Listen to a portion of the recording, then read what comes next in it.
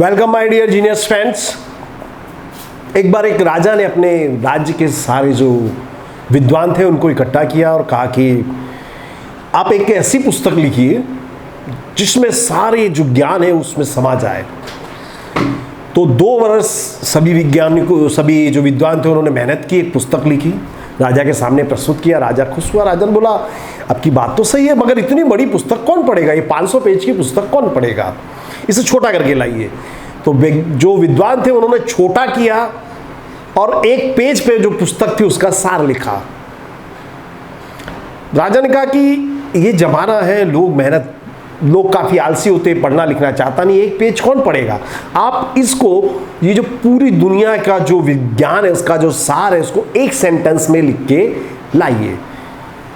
तो विद्वानों ने काफी मेहनत की और उसके बाद उन्होंने एक वाक्य बनाया। वो वाक्य था, दुनिया में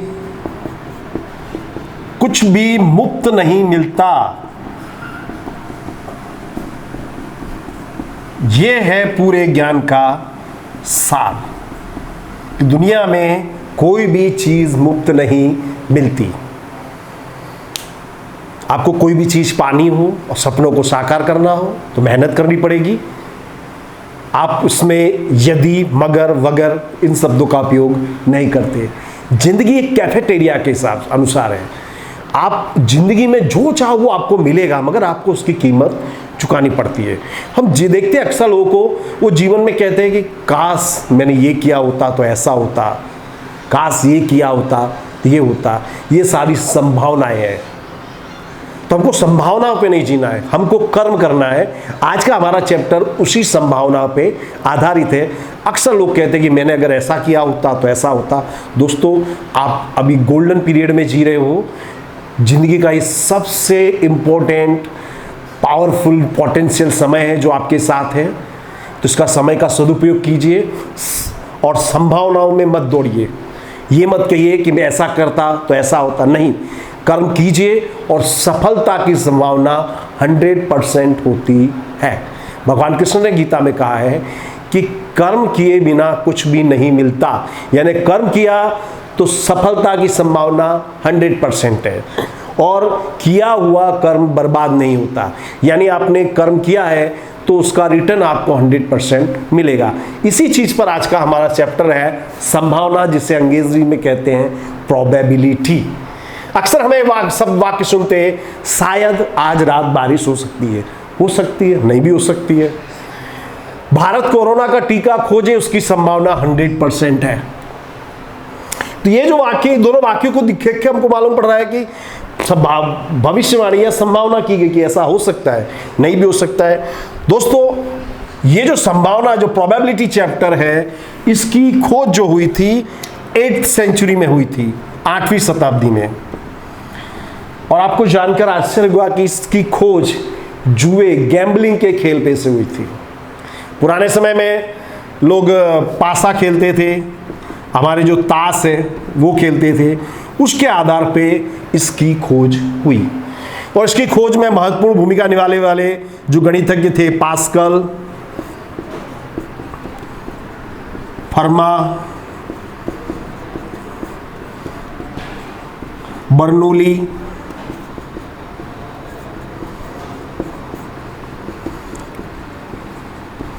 ये जो गणितज्ञ थे, इन्होंने इसको काफी आगे बढ़ाया।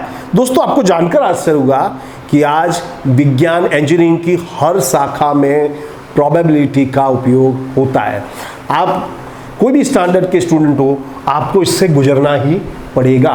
तो मैं बेसिक से लेकर अप टू एंड तक ये चैप्टर चलाने वाला हूं, तो बने रहिए मेरे साथ। 8वीं शताब्दी में इसकी खोज हुई थी, भी धीरे धीरे डेवलप करके इसमें संशोधन किए गए। तो संभावना है क्या? तो पहले हम देखते हैं प्राथमिक घटना। प्राथमिक घटना क्या है? पासा जानते हो, जो शकुनी मामा खेलते थे। तो पासे को मैं उछालूंगा तो मुझको क्या परिणाम मिलेंगे? 1 मिल सकता है, 2 मिल सकता है, 3 मिल सकता है, 4 भी मिल सकता है, 5 भी मिल सकता है, 6 भी मिल सकता है।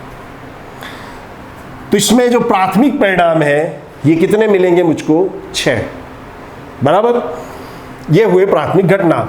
और ये याद रखिएगा सभी प्राथमिक घटनाओं का योग 1 होता है।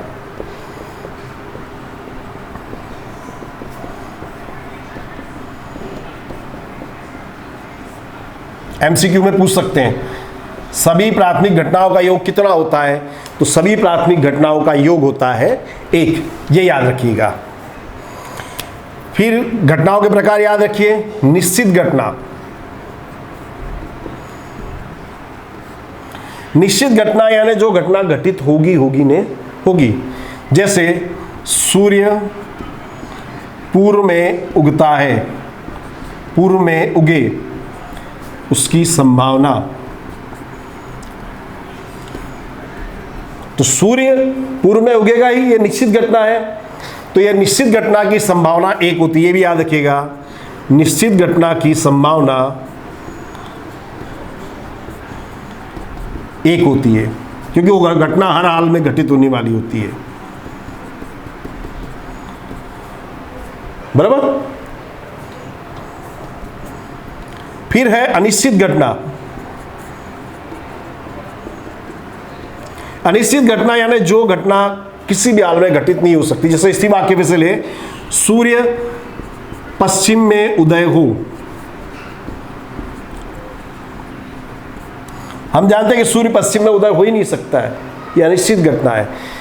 तो इसकी संभावना, अनिश्चित घटना की संभावना 0 होती है।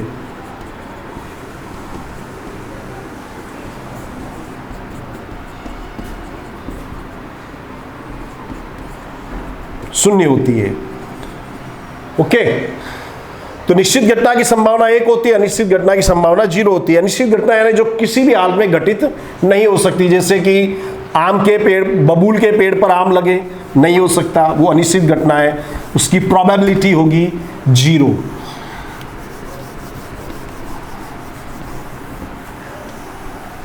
फिर है पूरक घटना।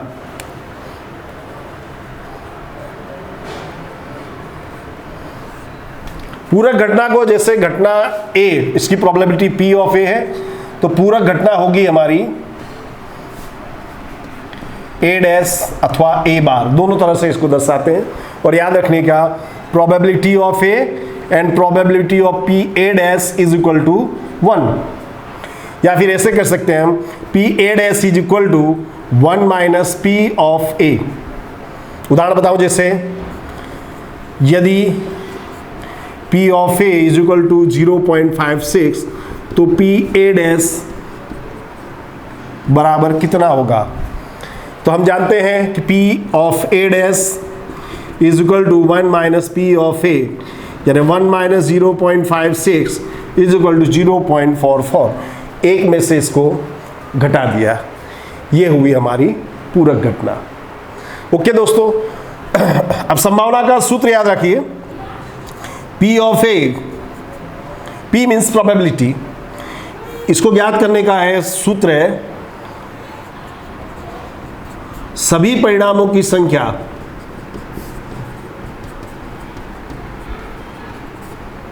और ऊपर आएगा घटना A के सानुकूल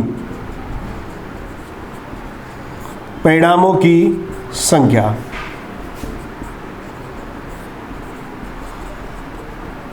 इसको हम m अपॉन n से भी दर्शाते, n यानी कुल। सिंपल याद रखिए, घटना A के सानुकूल परिणामों की संख्या और अपॉन में आएगा सभी परिणामों की संख्या। ये सूत्र है, इसके आधार पे ये चैप्टर चलेगा। मैं अभी आपको बेसिक चला रहा हूं, बाकी के सूत्र में आगे बताऊंगा।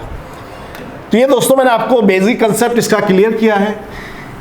अब स्टैंडर्ड 9, 10 तक इसी तरह की इतनी ही जो थियरी वो आपके लिए उपयोगी है।